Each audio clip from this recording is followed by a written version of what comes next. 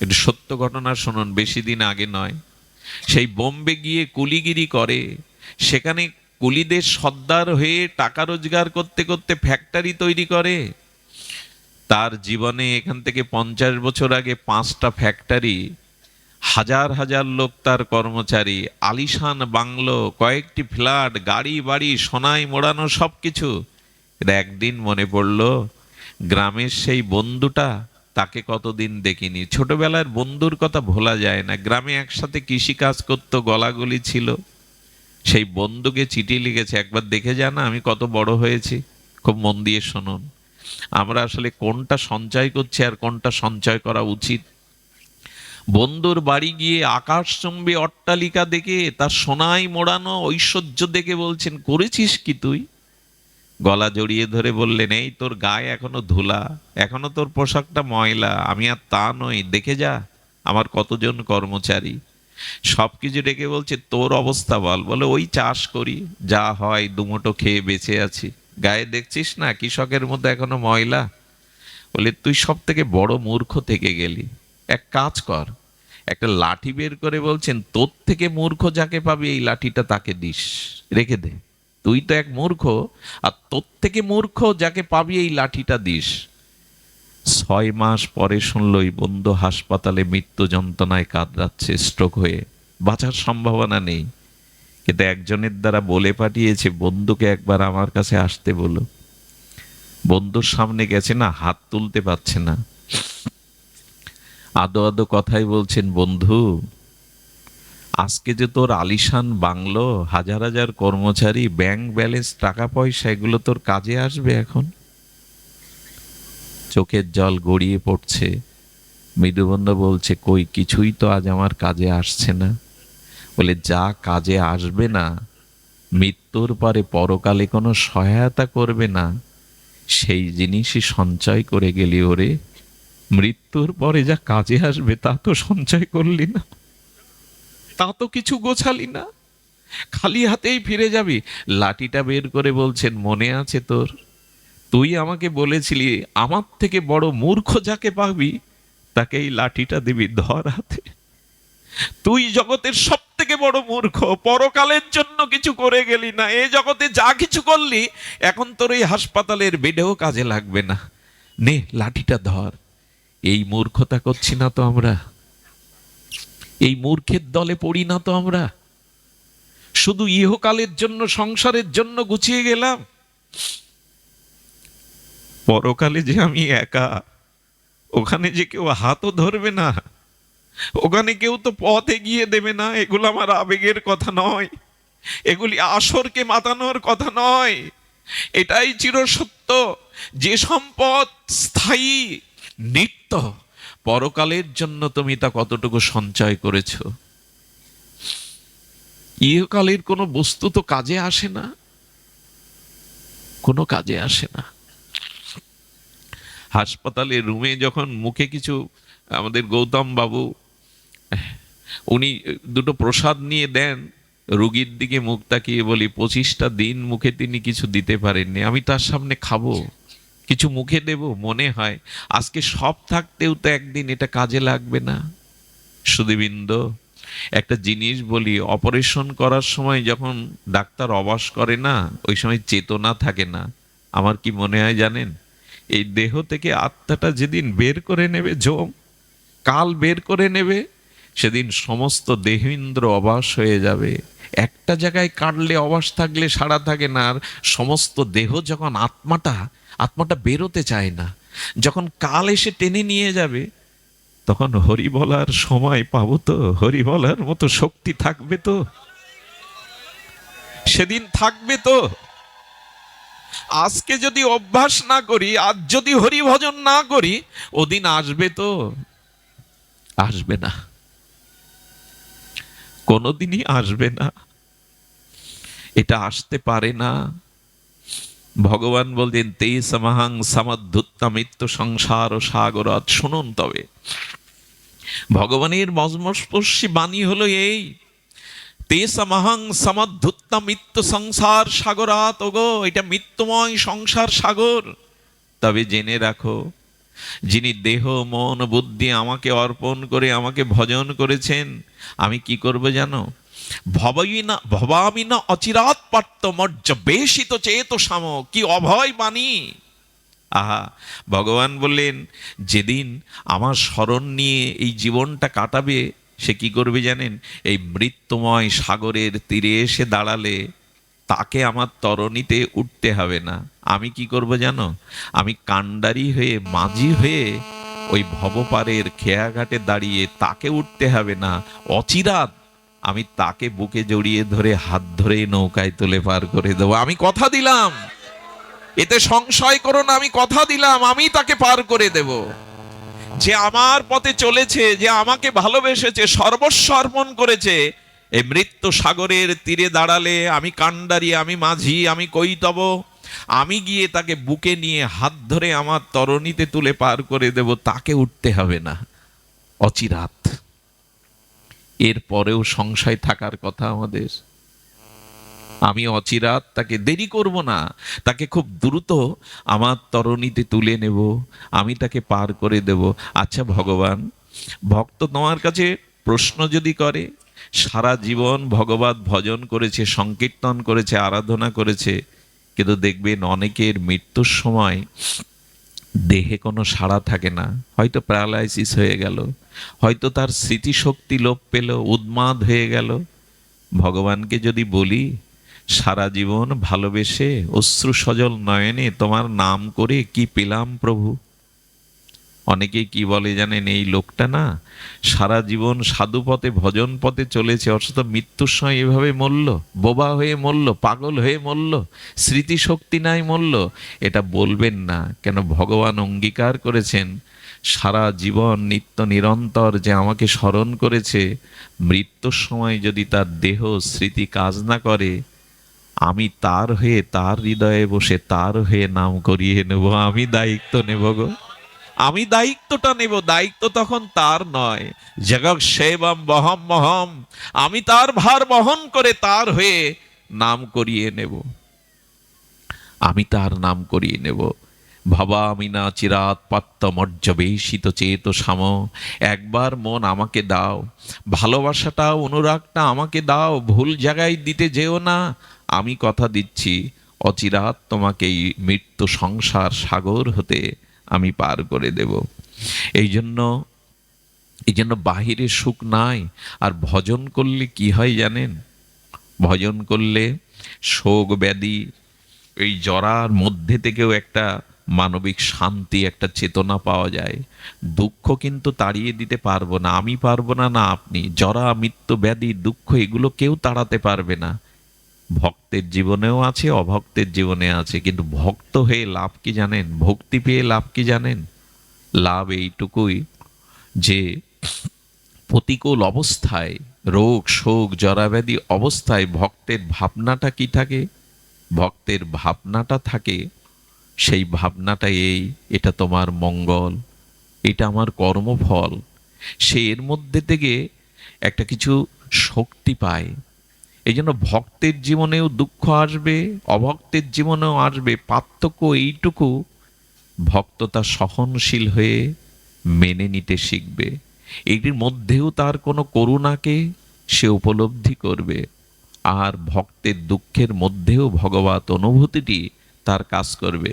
ভজন করলে, ভক্তিপথে এলে রোগ শোক জরা মৃত্যু ব্যাধি অপমান আসবে না তা নয়, আরো বেশি আসার সম্ভাবনা। কিন্তু তার মধ্যেও সে ওই যে বদ্ধ ঘরের মধ্যে জানলাটা খুলে দিলে যেমন দক্ষিণে একটা বাতাস পরশ বুলিয়ে যায়, দেহে শীতল ছায়া একটা আনন্দ দিয়ে দেয়, সুশীতল একটা পরমানন্দ হাওয়া লাগে। দেখেন, বদ্ধ ঘরে থাকলে তা পায় না। একই ঘর ভজন যারা করে, হৃদয় দুয়ার যারা খুলে দিয়েছে, ওই বিপদের দিনে, মৃত্যুর দিনে, শোকের দিনে জানলার মধ্যে দিয়ে দক্ষিণা বাতাস এসে তাকে শান্তি দিয়ে দেয়। ওর মধ্যেও সে একটা শান্তি পেয়ে যায়। এটা তোমার করুণার দান, এটা তোমার কৃপার দান। এই উপলব্ধি এই ভজন থেকে আসে, এই ভক্তি থেকে আসে। তাই অনুরোধ করব আপনাদের, ভেঙে পড়বেন না। শূন্য স্থান ভগবান দেন ওই শূন্য জায়গায় তাকে বসানোর জন্য। তবে ভক্তি পাওয়ার উপায় একমাত্র সাধু সঙ্গ। আমি আপনাদের ইতিপূর্বেও শুনেছি, ভগবানকে পাওয়ার উপায় শাস্ত্র, জ্ঞান, ধ্যান, যোগ, সাধনা, এটাতে পাওয়া যায়। তীর্থযাত্রা, বিগ্রহ সেবা, দেবদেবীর আরাধনা, এটাতে পাওয়া যায়। কিন্তুটা কি? কিন্তু হলো সব থেকে শীঘ্র প্রেম ভক্তি ভগবানকে পাওয়া যায়, তার উপায় হলো যে তাকে পেয়েছে তাকে ধরো। যে তাকে পেয়েছে তাকে ধরো। এগুলিতে পাওয়া যাবে ভজন, সাধন, ধ্যান, যোগ, কর্ম, তীর্থ পর্যটন, বিগ্রহ সেবা পাওয়া যাবে হয়তো কোনো কালে, কিন্তু যে পেয়েছে তাকে ধরো, তাহলে দ্রুত পেয়ে যাবে। যে তাকে পেয়েছে তাকে ধরো। খুব দ্রুত ভগবানকে পাওয়ার এছাড়া পথ নেই। যে তাকে পেয়েছে তাকে ধরতে, এই জন্য তো সাধুর কাছে যেতে হয়। আপনাদের মনে আছে, হ্যাঁ, আমাদের রসিক মুরারির কথা খুব ধ্যান দিয়ে শুনতে হবে। সাধু সঙ্গে অনুরাগী ভক্ত সঙ্গ হলে কি হয়? এই ভক্তি পাওয়ার একমাত্র পথ ভগবান বলে দিয়েছেন রসিক মুরারির এই এই দিব্য জীবনীতে। দেখুন, ভগবান বলছেন, আমাকে ভজিবার যার আছে অভিলাষ, ধ্যান দিন, শব্দের দিকে ধ্যান দিন, আমাকে ভজিবার যার আছে অভিলাষ, সে ভজুক গিয়ে মোর মঙ্গল দাস। গোবিন্দ বলছেন, আমাকে ভজবার যার অভিলাষ বা ইচ্ছা আছে, সে যেন আমার দাসকে ভজন করে। যে তাকে পেয়েছে না তাকে ধরুন, দ্রুত তাকে পাওয়া যাবে। অন্য পথটা পাওয়া যাবে, সেটা যুগ যুগান্তর, জন্ম জন্মান্তরের অপেক্ষা আছে, কিন্তু যে তাকে পেয়েছে তাকে ধরলেই পাওয়া যাবে। এটাই বিধি, এটাই রীতি। রসিক মুরারি তিনি এক গ্রামে শিষ্যের বাড়িতে আছেন। ভক্তমালে দেখে নেবেন চোখ বুলিয়ে। এই রসিক মুরারি যেখানে আছেন তিনি রাজ কর্মচারী। তো গুরুদেবকে পেয়ে, এমন রসিক জনকে পেয়ে তিনি 2 দিন রাজকার্যে যাননি, এবং রাজার দক্ষিণ হস্ত বলা যায় তাকে। 2 দিন পর সংবাদ দিয়ে যখন তাকে ডেকেছে রাজা, সম্রাট দেখেছে, বলছে কেন আসেনি? বলো, আমার গুরুদেব এসছে। গুরুচরণ ছাড়া রাজকার্য আমার কাছে অন্ধকারের মতো লাগে। বলো, বলিহারি তোমার গুরুদেব, তোমার মতো রাজকর্মচারীকেও যে আবেশে বেঁধে ফেলেছে, তাকে তো একটু দেখতে হয়, নিয়ে আসো। মনে মনে বললেন, কেমন গুরু, কেমন সাধু, একটু পরীক্ষা তো করতে হবে। গুরুকে পালকি পাঠিয়েছেন, আর ভেতরে ভেতরে তার বিনাশ করার জন্য মস্ত হাতি রেখে দিয়েছেন। হাতি যেন তাকে আক্রমণ করে। দেখি সাধু যদি হয়, প্রকৃত সাধু যদি হয়, তবে এই মত্ত হস্তিকে সে বশ করুক। দেখুন, আমরাও মাঝে মাঝে এরকম পালকি পাঠাই, ফুল ছড়াই, আবার মনে মনে তার নিন্দাও করি। এই কপটতা থাকলে সাধু সঙ্গের এ পথে কিছু পাবেন না। সরল প্রাণী, বিশ্বাস শ্রদ্ধার সহিত এই রাজ্যটা, এই রাজ্যে কোনো কপটতার স্থান নেই। মন মুখ 2 রকম হলে এ রাজ্যে শূন্য হাতে তাকে ফিরে যেতে হবে, কিছুই পাওয়ার নেই। গাও গাও সবে গৌরাঙ্গের গুণ, সরল করিয়া মন। মন সরল না হলে কপট এই রাজ্যে কিছুই পাবে না। ছাড়ো রে মন কপট চাতুরী, বদনে বলো হরি হরি, তবেই তো পাবে। কপটতায় আজ আমাদের ঘিরে ধরেছে, কপটতায় আজ আমাদের ভক্তি পথের, এই সরল পথের অন্তরায় হয়ে দেখা দিয়েছে। রসিক মুরারি পালকি নয়, বললেন হেঁটে যাব। সামনে মস্ত হস্তি, রাজা চিলেকোঠার ওপর থেকে দেখছে যে কেমন সাধু পরীক্ষা করে নিতে হয়। রাজকর্মচারীকে শিষ্য বানিয়ে ধন লোভে, প্রতিষ্ঠার লোভে শিষ্যকে আটকে রেখেছে, দেখতে চায়। মস্ত হস্তির চোখ রাঙা রাঙা হয়ে গেল, উন্মত্ত হয়ে যখন যখন রসিক মুরারির দিকে ধেয়ে আসছে, রসিক মুরারি পলায়ন নয়, ওর চোখ রাঙা হাতির, মস্ত হস্তির, আর রসিক মুরারির চোখে যখন বিন্দু বিন্দু জল ঝরছে, সামনে গিয়ে হাত জোর করে বললেন, ওরে কত জন্মের কত অপরাধে এমন শক্তিশালী হয়েও মানুষের বশবর্তী হয়ে জীবন কাটাচ্ছ। হাতির সামনে গিয়ে হাত জোর করে চোখের জলে বলেছে, একবার হরি বল, একবার হরি বল। এই সিনেমা নয়, গল্প নয়, উপন্যাস নয়। ভক্তমালে বলছেন রসিক মুরারি কেঁদে ফেলেছে, হস্তির সামনে গিয়ে বলছে, একবার হরি বল। জীবন সার্থককর। কি বলবো আপনাদের, এরা জাদু জানে না। এদের হৃদয়ে যে ভগবানের প্রেম আছে, ভক্তি আছে, নয়নে জল আছে, এটাই যথেষ্ট। মস্ত হস্তির লাল চোখ জলে ভরে গেল। কি যেন ওর, আসলে কি জানেন, আগুনে হাত দিলে যেমন জেনে জ্ঞাত অজ্ঞাত সারে হাত দিলে যেমন হাত পড়ে, যদি কোনো ভগবানের প্রিয় ভক্ত, নিষ্কাম ভক্ত, অপরাধ শূন্য ভক্তের হরিনাম হরিকথা কানে যায়, তবে আগুন যেমন পুড়িয়ে দেয়, হরিনাম কানে গেলেও হৃদয়ের পাপ বুদ্ধি পুড়িয়ে দেয়। হৃদয়ে আর পাপ বুদ্ধি থাকে না, হৃদয়ে থাকে না। এই যে এখানে আমরা সবাই একসাথে নারী পুরুষ বসেছি, এখন কারো মনে কোনো পাপ বুদ্ধি উদয় হয় নাই। হরিকথা হরিনাম ভগবত ভক্তের মুখ দিয়ে কর্ণ জোয়ার দিয়ে প্রবেশ করলে চিত্তে পাপ বুদ্ধি বিনাশ হয়ে যায়। আগুন যেমন পুড়িয়ে দেয়, হরিকথা হরিনাম পাপ বুদ্ধিকে পুড়িয়ে দেয়। হাতির কর্ণ দিয়ে যেই এই রসিক মুরারি মহা অনুভবী ভক্তের কর্ণে প্রবেশ করেছে হরিনাম, একবার হরিবল, সঙ্গে সঙ্গে হাতির সেই পশু বুদ্ধি চলে গিয়ে ঝরঝর করে চোখে জল আসছে। সম্রাট চিলেকোঠা থেকে দেখছে রঙ্গ। হাতিটা কি করলো জানেন? তার হৃদয়ের অনুভূতি দ্বারা চোখের জলে রসিক মুরারির চরণে লুটিয়ে পড়লো, সুর দিয়ে দুপানি চোখে। সম্রাট দেখছে কে একটা মস্ত হস্তিকে একবার হরি বলে চোখের জল ফেলায়, চরণে প্রণাম করছে। কে? এই হলো প্রকৃত সাধু, এই হলো সাধুর মহিমা। আমার মতো মাদিস্যজন নয়, যাদের হৃদয়ে রাধা মাধব আছেন, নিতাই গৌর আছেন, শ্রী গুরুদেবের চরণ ছাড়া যারা হৃদয়ে আন চিন্তা করে না, এই অনুভব হবি ভজনানন্দী নিত্য নিরন্তর হরিনামে রত, ভগবত চিন্তনে রত, সে সাধুর চিত্ত এত নির্মল। আচ্ছা, সূর্য উঠলে অন্ধকারকে তাড়ানো লাগে গো, বল প্রয়োগ করা লাগে? সত্য সাধু সঙ্গ হয়ে গেলেই চিত্ত নির্মল হয়ে যায়। সাধু মুখে হরি কথা হরিনাম হৃদয়ে গেলেই তার চিত্ত প্রশমিত হয়ে যায়। সাধুটার মাথায় হাত দিলেন, কি করলো জানেন? রসিক মুরারির সাথে সাথে হাতিটাও চলেছে। রাজ কর্মচারীরা তাকে বাধা দিয়ে ফেরাতে পারেনি। এই সাধু দর্শন করে রাজাও অবাক হয়ে গেলেন, চরণে পড়ে বললেন, ক্ষমা করে দিন, আমি পরীক্ষার জন্য বড় অনিষ্ট করতে পাঠিয়েছিলাম, কিন্তু বুঝলাম আপনারা মানুষ, কিন্তু মানুষ নন। আপনারা হাত চোখ কান নাক মুনি এসেছেন, কিন্তু আপনারা মানুষ নন। আপনার ভগবানের বড় প্রিয় পাত্র, আপনার ভগবানের বড় প্রিয়। এই রাজা রসিক মুরারির শিষ্য হয়ে গেলেন। হাতিটা এ রসিক মুরারি কানে হরিনাম দিয়ে দীক্ষা দিয়ে নামকরণ করলেন। নামকরণ বললেন গজপতি দাস। দীক্ষার পরে গুরুদেব একটা নামকরণ করে, দ্বিতীয় জন্ম হয় আমার, ভজন জগতে দ্বিতীয় জন্ম হয়। নাম রাখলেন গজপতি। কি করলেন জানেন? আহা, একথা বলবার মতো ভাষা আমার কাছে কই, একথা প্রকাশ করবার মতো অনুভূতি আমার কাছে কই। ভজন নাই, সাধন নাই, একথা কি আমার মতো মাদিস্য জিহ্বায় প্রকাশ হয়? রসিক মুরারির সাথে সাথে হাতুটা চলতেন। যেখানে হরি কথা, ও আগে গজপতিকে দাদা সঙ্গে তিলক দিয়ে দিয়েছেন রসিক মুরারি। লোকে হাসে আসুক, লোক তোমাকে উদ্ধার করবে না, লোক তোমার জন্ম মৃত্যুকে এড়াবে না, লোকে যাই বলে বলুক।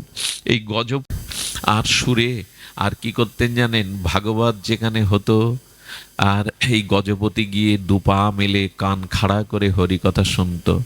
এরপরে সে কি করলো জানেন? প্রসাদ ছাড়া কিছু পায় না, প্রসাদ ছাড়া কিছু পাই না। আমার মাঝে মাঝে মনে হয় হাতির হলো, আমার হলো না। অনেক বাড়িতে কুকুর দেখেছি আমি। ভারতের দক্ষিণ দিনাজপুরে একবার পাঠ করতে যাই, ওখানে এক ভদ্রলোকের বাড়ি যেখানে আমি ছিলাম, উনি ভাগবত দিলেন 2 দিন। সেদিন দেখলাম ওনার বাড়ির কুকুরটা সন্ধ্যাবেলায় ঝাঁজ ঘন্টা বাজিয়ে যখন কীর্তন হয়, ও দুবাহু তুলে নৃত্য করে, কুকুরটা নৃত্য করে। আমি অবাক হয়ে বললাম, ও কি খায় এত স্বাস্থ্য? বলে প্রসাদ ছাড়া ওর সামনে অন্য কিছু দিলে খায় না। শুনবেন, একাদশীতে সে অন্নও পায় না। প্রণাম করলাম দূর থেকে, তোর হলো, আমার হলো না। সাধু সঙ্গে হইতাম যদি বৈষ্ণব দ্বারেরও কুকুর, প্রসাদ দিয়ে তরায় তেন বৈষ্ণব ঠাকুর। মাঝে মাঝে মনে হয় প্রভু, আগামী জন্মে যদি মনুষ্য জন্ম না পায়, তবে কোনো ভক্তের দুয়ারে কুকুর করেও পাঠিও, যাতে প্রসাদ হরি নাম পেয়ে অন্তত উদ্ধার হতে পারি, যেন ওইখানে প্রসাদ হরি নাম পেয়ে নিজেকে ধন্য করতে পারি। শুনেছি হরিচাঁদ ঠাকুর এক মরা পাখিকে হরি বলতে বলতে প্রাণ দিয়েছিলেন। এক ভাই ঢাকা থেকে তোতা পাখি কিনেছিলেন যে হরি বল বলাবে, সরল গ্রামের বোনকে বলছেন এই পাখিটা রেখে দে, পাখিটা হাড়ির মধ্যে রেখে সরা চাপা দিয়েছে, বাঁচে কি? মরা পাখিটা নিয়ে ভাই বোন কাঁদতে কাঁদতে ওরা খান দিতে এসে ঠাকুরের চরণে দিয়ে বলল, ঠাকুর হরি বলবো বলে পাখি কিনেছিলাম, কিন্তু মারা গেল, দোষে ক্ষমা করো। আরে আমার কাছে দে। সামনে দিয়ে তাকে কয়েকবার হ্যাঁ হরি বল বলতে বলতে মরা পাখিটাই বেঁচে গিয়ে হরি বল বলতে লাগলে। গল্প নয়, হরি নামে মৃত সঞ্জীবনী সদা, এটাও হয়, এটাও হয়। হরি নামে হয় নাকি? এটাও হয়। বিশ্বাস নেই আমাদের, আস্থা নেই আমাদের, সবই হয়। মৃত সঞ্জীবনী সুধা। তো রসিক মুরারির এই গজপতি দাসকে ভাগবত শোনাতেন আর তিনি প্রসাদ পেতেন। জল পেতেন কি জানেন? এ কথা আপনাদের বিশ্বাসে আসা উচিত। ভক্তরা যেখানে পা ধুতো না, ওইখানে গর্তে জল জমা থাকতো, ওই ভক্তদের চরণ ধৌত জলটাই পেত হাতিটা। যদি উপায় হয়, যদি করুণা হয়। এখন রসিক মুরারি বললে, আরে তুই বসে বসে খাবি, এত বড় শরীর, প্রসাদ দিতে হয় ভক্তদের, একটু কাজ কর। সেদিন থেকে কি করতো জানেন? বাজারে যেত, গিয়ে সুর দিয়ে প্রণাম করে সবজিওয়ালার কাছে চাইতো, দাও, বৈষ্ণবের জন্য ভিক্ষা করছে। তরকারিওয়ালা সবজিওয়ালার এই দশা দেখে, তিলক দেখে দিয়ে দিত তরকারির বোঝা। চাউলের দোকানে গিয়ে প্রণাম করে তিলক মাথায় তো বলতো, চাউল দাও। ওই এনে সাধু সেবায় লাগাতো। আহারে, হাতি হয়েও সাধু সেবা করলো। কিন্তু আমাদের মাঝে মাঝে মনে কি ভক্তদের নিয়ে একটু সেবা করায়, একটু ভক্ত সেবা করায়, বিশ্বাস করুন যখনই এটা মনে হয় আর সেটা ব্যস্ততার জন্য না করি, তখন সেই অর্থটা অন্য দিক দিয়ে নষ্ট হয়ে যায়, রোগে শোকে নষ্ট হয়ে যায়।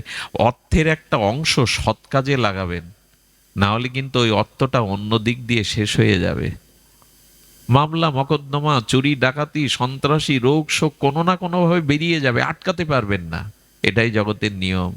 আজকেই যারা এই অনুষ্ঠান করছে ধন্য তারা। এদের প্রত্যেকের পা ছুঁয়ে যদি প্রণাম করা যেত। ওরা যে কাজটা করছে এটা সাধারণ কাজ নয়।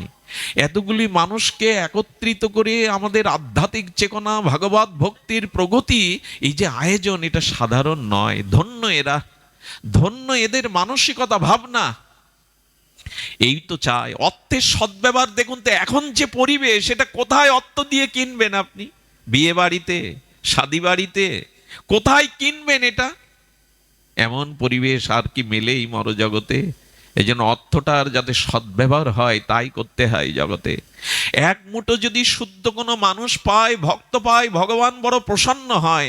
ভগবান বলেছেন, আগে মানবিক গুণাবলীতে গুণান্বিত হও, ভক্তি তো অনেক উপরে, আগে মানুষ হও, আগে নিজের সদ্ব্যবহার করো। হাতিটা ভিক্ষা করছে বৈষ্ণব সেবার জন্য,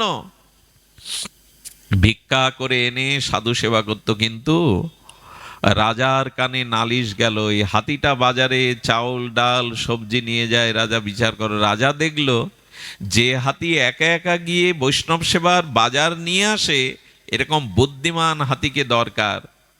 রাজা ষড়যন্ত্র করে 4 জনকে পাঠালো সাধু বেশে। সাধু না হলেও যাবে না, ও সাধু হয়ে গেছে। সাধু বেশে ওকে ধরে আনো বাজার থেকে। 4 জন মালা তিলক সাধু বেশ ধরে গেলে মনে করলো সৎসঙ্গে ডেকে নিয়ে যাচ্ছে। সরল বিশ্বাসে গজপতি দাস তাদের সাথে যে এই রাজ দুয়ারের সামনে গেল, শত শত লোক তাকে শৃঙ্খলিত করে বেঁধে ফেললো। এর পরের কাহিনীটা বড় হৃদয় স্পর্শ করে। 7টা দিন শৃঙ্খল করে বেঁধে রাখলো। সামনে কত খাদ্য, কিন্তু মুখে দেয় না। সাধু সঙ্গবিহীন, প্রসাদবিহীন, বৈষ্ণবের চরণ জলবিহীন 7 দিন না খেয়ে পড়ে আছে মরার মতো।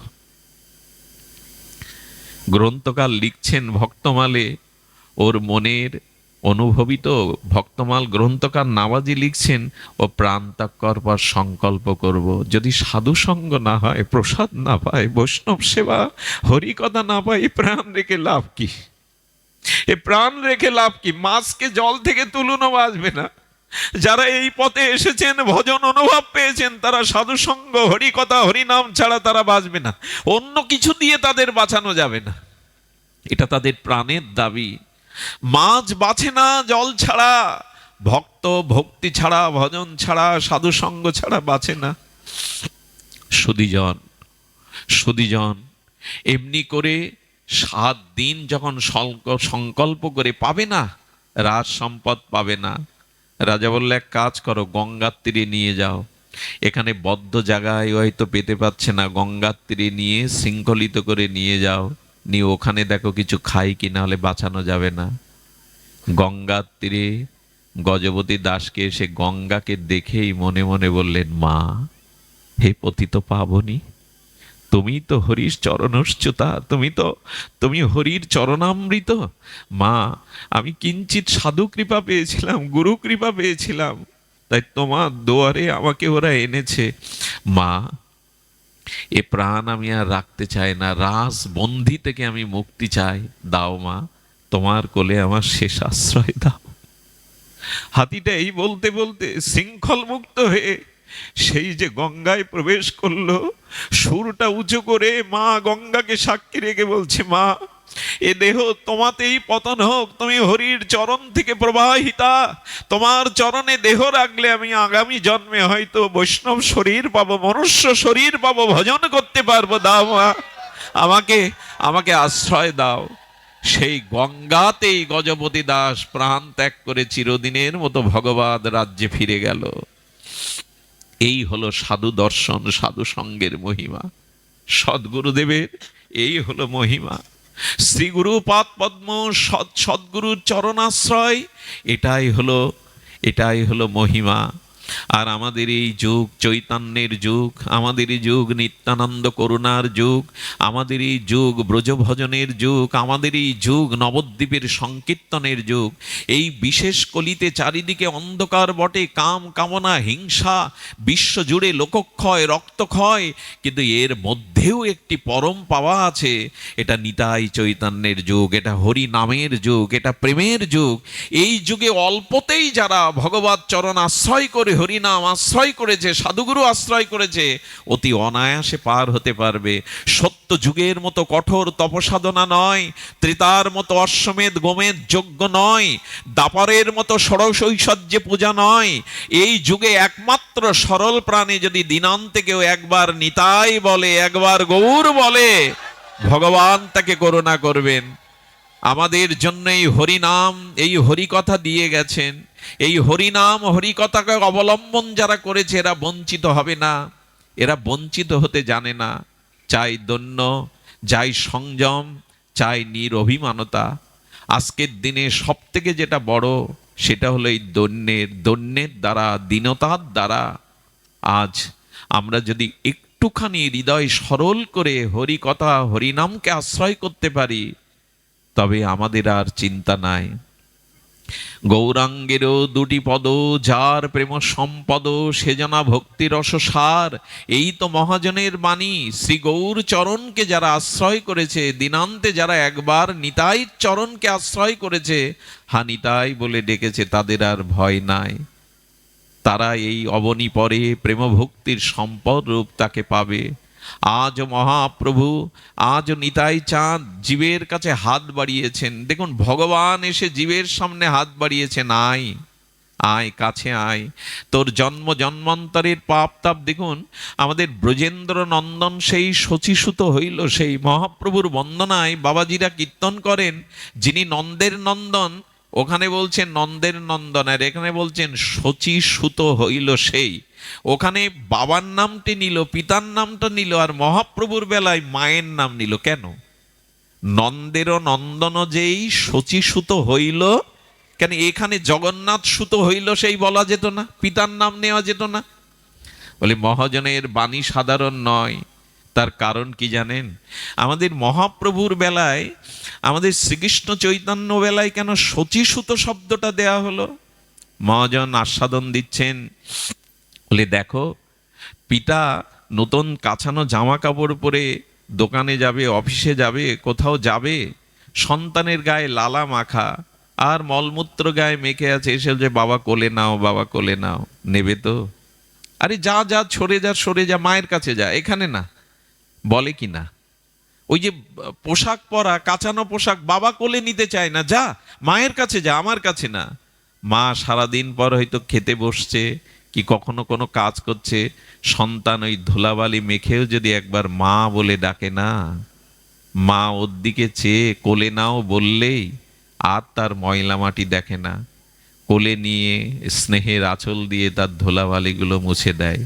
এ যুগের ভগবানও এরকম করুণা নিয়ে আমাদের মাঝে এসেছেন। ওরে, অনেক পাপ তাপ ময়লা আবর্জনা আছে রে, ভয় নাই, একবার আমার চরণে আয়, একবার হরি বলে ডাক, আমি আমি কথা দিচ্ছি তোর অনন্ত জন্মের পাপ তাপ মুছে দিয়ে তোকে কোলে নেব মায়ের মতো। একজন মায়ের মনে যদি সন্তানের গায়ে ধুলাবালিতে ঘৃণা না হয়, মলমূত্রে, তো ভগবান তিনি তো আমাদের আশ্রয় তত্ত্ব, তার একবার তার চরণে এগিয়ে যান। সংসারে অনেক কিছু হয়েছে, সংসারে অনেক কিছু করেছেন, এখানে কিছুই সার পাওয়া যায় না। সংসারের সার একমাত্র ভগবত ভজন, ভগবত চরণ আশ্রয়, এটুকু যেন বঞ্চিত না হয়। তবে এইটুকু বলতে পারি, শরণ যদি নিতে পারেন, ঠিক ঠিক শরণাগতি যদি আমরা নিতে পারি, ভয় নাই। আমাদের গঙ্গাদাসকে একদিন মহাপ্রভু ডেকেছিলেন, গঙ্গাদাস, গঙ্গাদাস। গঙ্গাদাস এক বয়োবৃদ্ধ হাত জোড় করে গৌরের সামনে এসে বলছে, প্রভু এই অধমের নাম ধরে ডাকলে প্রভু, আমার এত সৌভাগ্য, আদেশ করো প্রভু। গঙ্গাদাস মনে পড়ে আজ থেকে 40 বছর আগের ঘটনা। গঙ্গাদাস বলছে, প্রভু স্মরণ করিয়ে দিন। বলেন, তোমার ঘরে আগুন জ্বালিয়ে দিয়েছিল বিজাতিরা, মনে আছে? বলে হ্যাঁ। তোমাকে ধর্মচ্যুত করবে বলে অস্ত্র নিয়ে তোমার পেছনে ছুটছিল। বলে প্রভু এ কথা জানলো কি করে? হ্যাঁ প্রভু, সেদিন ছুটছিলাম স্ত্রীর হাত ধরে, ঘর ফেলে, ঘর জ্বলছে, ধর্ম ত্যাগ করব না, এই জন্য স্ত্রীর হাত ধরে ছুটছিলাম। তারপরের কথা গঙ্গাদাস বলল, গঙ্গার তীরে এসে দাঁড়ালাম, কিন্তু দুর্ভাগ্য কোনো মাঝি নাই, নৌকা নাই। পেছনে সেনারা ধর্মচ্যুত করার জন্য আগ্নেয়াস্ত্র নিয়ে এগিয়ে আসছে। স্ত্রীকে বললাম, এই গঙ্গাতে আত্মহনন করে, আত্মহত্যা করে ডুব দিয়ে মরবো, কিন্তু ধর্ম ত্যাগ করব না, তুমি রাজি? স্ত্রী বলল, তোমার সাথে মরতে রাজি, কিন্তু ধর্ম ত্যাগ করতে রাজি নই। যখন গঙ্গায় ঝাঁপ দিতে যাব প্রভু, বলে তখন কি হলো? মহাপ্রভু জিজ্ঞাসা করছেন, কি হলো গঙ্গাদাস? বলে এক তরুণ নাবিক, এক তরুণ মাঝি এসে বললে, গঙ্গাদাস ঝাঁপ দিয়ে লাভ নেই, আমার নৌকায় ওঠো, আমার তরণীতে ওঠো, ঝাঁপ দিয়ে লাভ নেই। হ্যাঁ প্রভু, 40 বছর আগে সেই নবিক আচ্ছা পার করার পরে কি হলো? ওপারে গিয়ে তাকে বলেছিলাম, কি দেব তোমায়, জীবন দিলে, ধর্ম রক্ষা করলে। বলল বলল তোমার কাছ থেকে কিছু নেব না। মনে পড়ে সেই মাঝির কথা। গঙ্গাধর লুটিয়ে পড়ে বলছেন, প্রভু তাকেই তো সারা জীবন মনে খুঁজছি, কে সে? মহাপ্রভু বললেন, সেদিন আমি তোমাকে নৌকায় তুলে পার করে দিয়েছিলাম। পারের একজন আছে, আমাদের ভরসা করুন। একজন আছে, এই অনন্ত বিশ্ব ব্রহ্মাণ্ডকে যিনি পরিচালনা করছেন। এটা এমনি এমনি হচ্ছে না। এই অনন্ত বিশ্ব ব্রহ্মাণ্ডের অনুপরমাণু গ্রহ নক্ষত্র, আচ্ছা তিনি না চাইলে আমি আপনার দিকে চাইতে পারি? তিনি না চাইলে আমি জিহ্বা দিয়ে বাক্য বলতে পারি? তিনি না চাইলে আপনি এক পা এগোতে পারেন? তিনি না চাইলে নিঃশ্বাস প্রশ্বাস বইতে পারে? তিনি না চাইলে আমি একটি পদও অগ্রসর হতে পারি না। সকল কিছু তার দান, তিনি আছেন। গঙ্গাধর লুটিয়ে পড়ল, তবে তুমি পার করে দিয়েছিলে। চোখের জলে বৃদ্ধ গঙ্গাদাস অনুরোধ করে বললেন, তবে প্রভু আরেকটি চাওয়া আছে, সেই চাওয়া আপনার আমার যেন হয়। প্রভু সেদিন যেমন পার করে দিয়েছিলে, আর একটা দিন ওরকম নদীর কোলে আমাকে দাঁড়াতে হবে, কথা দাও না? সেদিনও করি না পেলে পার করে দেবে, কথা দাও? সেদিন এমনি করে তরিতে তুলে নিও, পার করে দিও। আসুন আমরাও আবেদন জানাই, আমরাও নিবেদন জানাই, প্রভু ভুল অনেক করেছি, পিছন পথে অনেক চলেছি, কিন্তু ক্ষমা করে দাও। তুমি ক্ষমার আশ্রয় আধার। আমরা যদি তোমার চরণে আজ থেকে শরণ নেই, তুমি ক্ষমা করে দিও, তুমি কোলে তুলে নিও, তুমি চরণে ঠেলে দিও না, আর শেষের দিনে এমনি করে তুমি পার করে দিও। সুধীজন, আমি যাকে ফেলে রেখে এসছি আসবার কথা না, আমাদের এখানে আমার এক মা আছেন, বারবার বলছিল, বাবা ভক্তরা অপেক্ষা করবে, ভগবানই তো সব করেন, ওনার জন্য একটু প্রার্থনা করবেন। আজ 25টা দিন একটা অসুস্থ মানুষকে নিয়ে প্রহর গুনছি, অনেক জায়গায় পাঠে কথা দিয়েও যেতে পারিনি, একটু প্রার্থনা করবেন। তিনি ভগবান যা চান তাই যেন হয়, আপনাদের ইচ্ছায় তিনি। আর আমি আজ ধন্য, আমার সামনে দুজন এসেছেন আমার সাথে, কি বলবো তাদের পরিচয়, কারো প্রশংসা করা উচিত নয় ব্যাসপীঠে। আমাদের সাতক্ষীরার উনি জজ, একজন বিচারক, তিনি ছায়ার মতো আমার সাথে কটা দিন তার বাড়ি থেকে তিনি প্রসাদ ভোজি, মহৎ বৈষ্ণবপদ বাবাজির আশ্রিত, কি না করছেন। তিনি আমার মাঝে আছেন, সনাতন দা আছেন, তিনি ওখানের একজন হয়েও তিনি ছায়ার মতো এই কাজ করছেন। এদের জন্য দেওয়ার কিছু নেই, আছে এরা যেন ভগবত ভক্তিতে এগিয়ে যেতে পারে। আমি দাদাকে, আমাদের বিচারক মহাশয়কে যদি দুটি কথা বলবার আপনাদের কাছে অনুমতি পাই, উনি দুটি কথা আমাদের উদ্দেশ্যে বলুন, বসেই বলুন দুটি কথা। উনি সময় নাই, ওনার পরিচয়টা দেওয়াও আমার উচিত না, তবু বলে ফেললাম। তিনি একজন জজ, তারপরেও তার ভক্তি জীবন অসাধারণ। পরিবারের সবাইকে নিয়ে প্রসাদ ভোজে ভজন করছেন। ওনাকে অনুরোধ করছি দুটি সমাপনী কথা বলার জন্য। আমাদের একজন সচিব মহাশয় আছেন, আমার ভালো লাগছে কেন জানেন, ভাগবতটা যে শুধু আমার মতো মূর্খের না, ওনাদের মতো সজীব, ওনাদের মতো বিচারক আজ ভাগবতে আসছে, এটাই আমাদের পরম প্রাপ্তি, এটা আমাদের পুরস্কার। শিক্ষিত মানুষগুলো না এগিয়ে গেলে এ ধর্ম জাগবে না, এ ধর্মের উত্তরণ হবে না। ধন্য আপনারা সাতপাড়বাসী, যারা অনুষ্ঠানের আয়োজন করেছেন, তাদের পক্ষ থেকে কোনো ত্রুটি হলে ক্ষমা করবেন, তাদের হয়ে আমি গলগ্নিকিত ভাষে ক্ষমা চাইছি। আগামী বছর যেন তারা এমনি করে আপনাদের পায়ের ধুলো পেয়ে ধন্য হতে পারে, এই আশীর্বাদ তাদের করবেন। দাদাকে অনুরোধ করছি দুটি কথা বলার।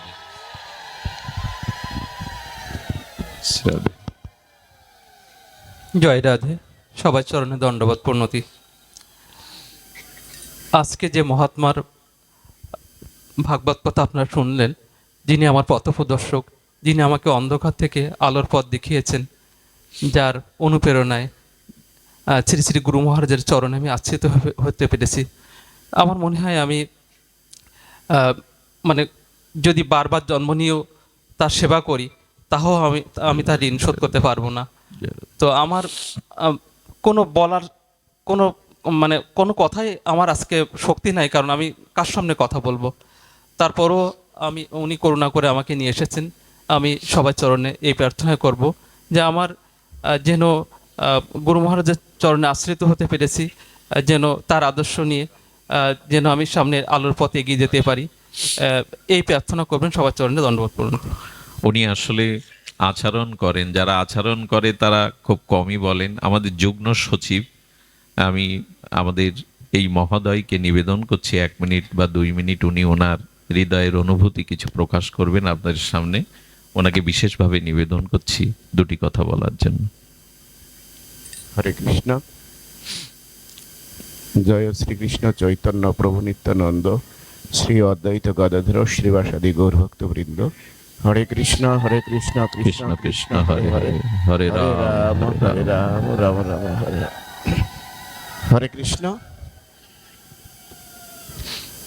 আপনারা আমাকে অনেকেই চেনেন, আজকে আমি অত্যন্ত ধন্য। সাউন্ড একটু বাড়িয়ে দিন। এই ইউনিয়নেরই আমি সন্তান। আমার বাড়ি ভেন্নাবাড়ি। প্রভুর আলোচনা শুনলাম, শ্রীহরির আলোচনার সর্বশ্রেষ্ঠ আলোচনা, আর সেটা যদি হয় সাধু মুখে, এর থেকে আর উত্তম কোনো কিছু হয় না। তা আমরা ওনাকে পেয়ে খুবই ধন্য। আপনারা কথা শুনতে শুনতে ওনার আখিতে অশ্রুসিক্ত দেখলাম, আমরা ধন্য হলাম। এই সাতপাড় ধন্য হলো, এই সাতপাড় দীননাথ গোয়ালী চন্দ্র উচ্চ বিদ্যালয় ধন্য হলো, সাতপাড় বাজার কমিটি ধন্য হলো। এই যে কত বড় পুত পবিত্র অনুষ্ঠান, এটা ভাষা দিয়ে বোঝানো যায় না। আমি একটি কথা বলি, আপনারা জানেন আমি আমার চলার পথে আমি ডিসি হতে পারি নাই, আমার অনেক কষ্ট ছিল। একদিন শ্রদ্ধেয় গোলকধাম প্রাপ্ত শ্রীমৎ অবিনাশ ব্রহ্মচারী আমাকে একটি কথা বললেন, কি হবে ডিসি হয়ে, কি হবে সচিব হয়ে, বাহ, ইত্যাদি ইত্যাদি, কি লাভ এগুলো। আমি সিক্ত হলাম। এই প্রশ্নটা আজকে আলোচনার মধ্যে সুন্দরভাবে বেরিয়ে আসলো। আমার বাহিরের কর্তব্যকর্ম এগুলো কোনো কর্তব্যকর্ম নয়, ভিতরের যে কাজটি এটি আসল কাজ। হরি বল। আজকে আমি বলতে চাই, এখানে আর আলোচনা সর্বশ্রেষ্ঠ আলোচনা হলো, পাশাপাশি এই যে ভক্ত দর্শন, ভক্তের মুখের দিকে তাকানো এবং ভক্ত দর্শন, এর থেকে আর উত্তম কোনো কিছু হতে পারে না। এবং একজন ভক্তের অন্তত বাতাস যেন হরি বল, আমার অঙ্গে হরি বল, লাগে। হরে হরি বল, কৃষ্ণ। হরি বল, এই হরি বল, প্রার্থনা রেখে আমার হরি বল। হরি বল, জয় রাধা। আহা, বড় মর্মস্পর্শী কথা।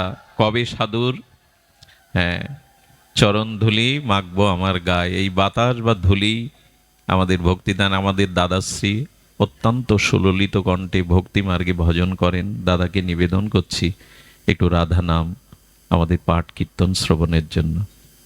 জয় শ্রী রাধে।